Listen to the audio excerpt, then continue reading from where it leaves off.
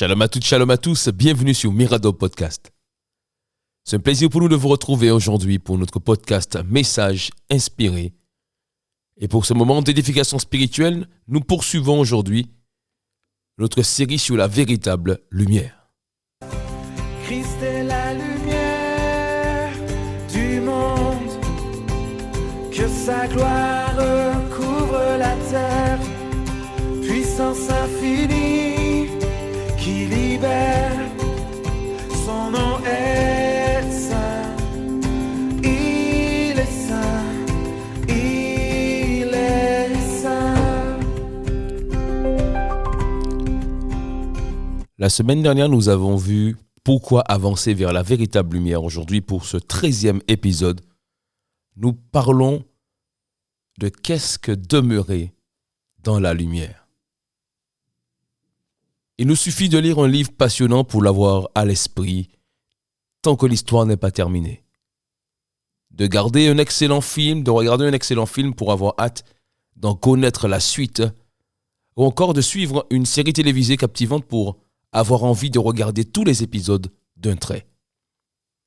Ceci certainement en raison de la durée d'exposition de notre esprit à ces contenus. Autrement dit, de notre disposition à soumettre notre esprit à l'influence de ces contenus. Tout ce à quoi nous soumettons notre esprit prend le dessus sur lui et l'influence pour l'imprégner de sa nature comme un liquide le ferait d'une éponge. Toutefois, cette influence peut être bonne ou mauvaise, d'où l'importance de bien choisir ce à quoi nous soumettons notre esprit. Le roi David, quant à lui, était un amoureux de la présence de Dieu. Il chérissait la présence de Dieu, il cherchait constamment à y rester, au point de dire « Ta parole est une lampe à mes pieds et une lumière sur mon sentier ». Dans son psaume 119, verset 105, « Ta parole est une lampe à mes pieds et une lumière sur mon sentier ». David, en fait, avait fait le choix de se soumettre à l'influence de la présence de la parole de Dieu. Constamment, il voulait demeurer dans la présence et la parole de Dieu pour être imprégné de sa lumière. La parole de Dieu, j'entends par là les commandements de Dieu, ses instructions, ses conseils. Cette lumière qui nous éclaire en nous donnant du discernement, de la perspicacité, de la sagesse. Et grâce aux Saintes Écritures, nous avons accès à la notice de notre vie et donc des instructions, des commandements et des conseils de Dieu. Et le fait de lire ces Saintes Écritures régulièrement, elles nous lavent, elles nous purifient intérieurement. Mais surtout, cette parole nous communique sa nature, et nous communique sa lumière. Plus nous passons du temps à la lire, plus nous passons du temps à l'étudier et à la méditer, plus notre être est imprégné. Plus notre être est imprégné, plus nous sommes aptes à être conduits par l'Esprit de Dieu et grandissons dans la sagesse. C'est d'ailleurs cette lumière qui inspirera les 5 jeunes filles à prendre de l'huile en réserve pour leurs lampes. En attendant l'arrivée de l'époux, contrairement aux 5 autres jeunes filles qui ne prirent pas de réserve d'huile.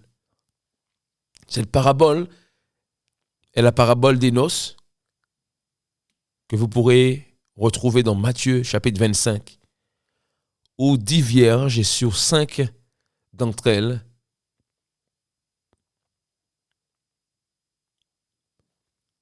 prirent avec elles de l'huile en réserve, en cas où. Ce discernement que leur a procuré la lumière de la parole de Dieu leur a permis d'être prêtes pour rencontrer l'époux. Parce que la parole de Dieu nous influence positivement lorsque nous passons du temps dans sa présence. Elle nous influence positivement en nous donnant de nouvelles idées, en nous aidant à raisonner différemment que les autres, en nous aidant et nous permettant d'avoir une longueur d'avance sur les autres.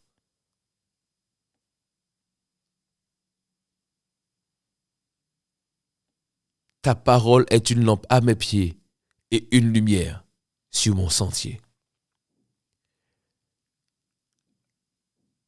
Lors d'une formation de sensibilisation sur l'énergie nucléaire, l'Esprit de Dieu m'a conduit un jour à faire un rapprochement entre cette forme d'énergie qu'est le nucléaire et la gloire de Dieu. En fait, le formateur expliquait que le nucléaire peut être utilisé comme une arme pour détruire des êtres humains, une arme de destruction massive d'ailleurs, et qu'il suffit d'une irradiation par un rayon ou un objet radioactif pour que les cellules du corps humain dégénèrent, pour que ces cellules se détériorent jusqu'à ce que la personne meure. Et la notion qui m'a surtout marqué est celle du rayon gamma. Le rayon gamma, j'ai compris ce jour-là que ce rayon est une composante de la gloire de Dieu. Alors l'Esprit du Seigneur m'enseignait donc que l'irradiation nucléaire peut détruire les cellules du corps humain lorsque le corps est exposé à un ou plusieurs rayons radioactifs. Tandis que la puissance de la gloire de Dieu, autrement dit sa divine lumière, elle détruit les cellules ténébreuses qui corrompent l'être humain. Lorsque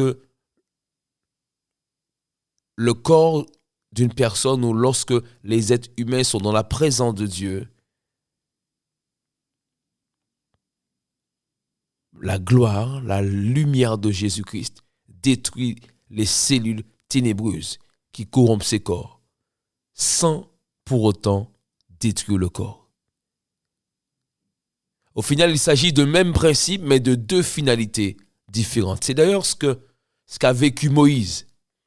Lorsqu'il rentrait dans la tente pour rencontrer l'Éternel, on nous a dit que Moïse, lorsqu'il ressortait de la présence de Dieu, il a dit que son visage rayonnait de la gloire de Dieu.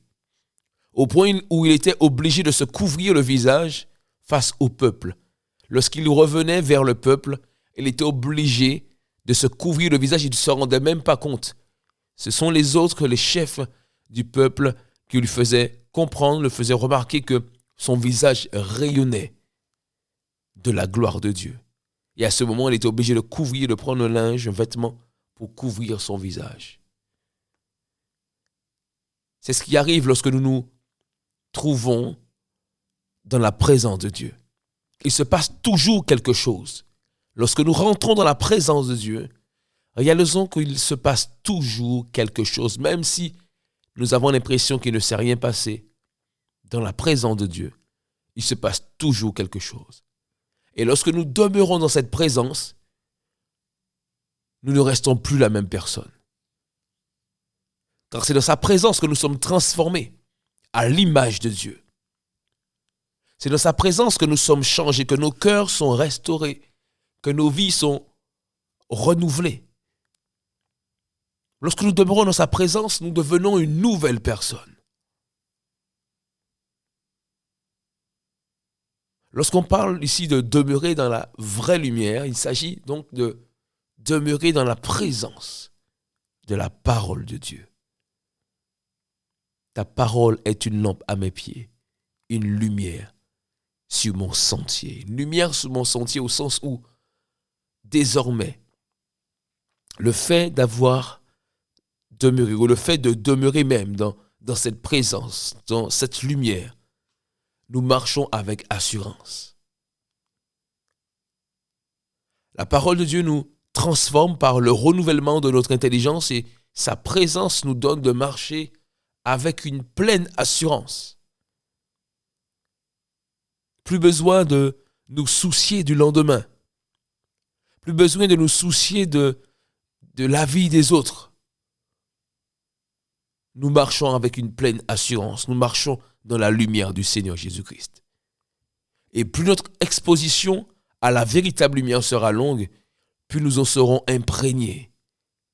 Et plus nous allons demeurer en sa présence, plus nous serons transformés en la même image que Dieu, de gloire en gloire. Je te remercie aujourd'hui d'avoir pris le temps d'écouter cet épisode, notre 13e, et te donne rendez-vous la semaine prochaine pour le 14e épisode de notre podcast Message inspiré.